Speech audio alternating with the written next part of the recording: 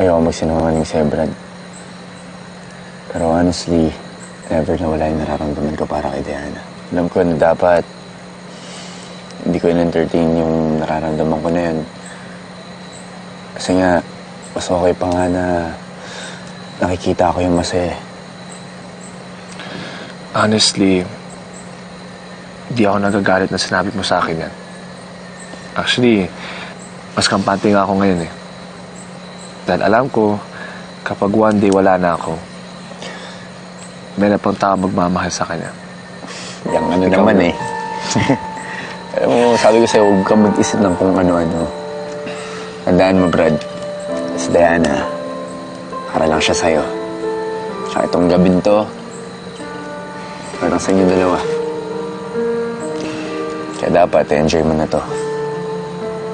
Please. Okay. Asa si Diana? Kung nga ano, sabi siya. Yun. Uy! Na.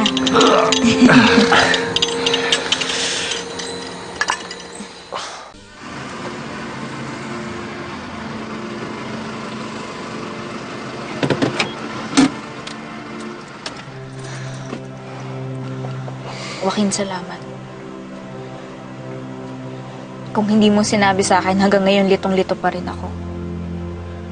At least ngayon alam ko na ang tungkol kay Bradley. At meron pa akong panahon para madamayan siya.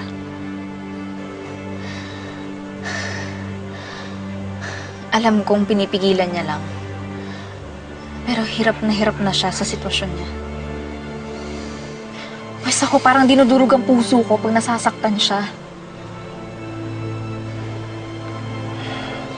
That's exactly the reason why we didn't want to tell you. Kasi masasaktan ka. Tayo na yung mangyari yan. Hindi ko mapapatawad ang sarili ko kapag sa huli ko pa nalaman to. Kaya ngayon, titiisin ko lahat. Alang-alang kay Bradley.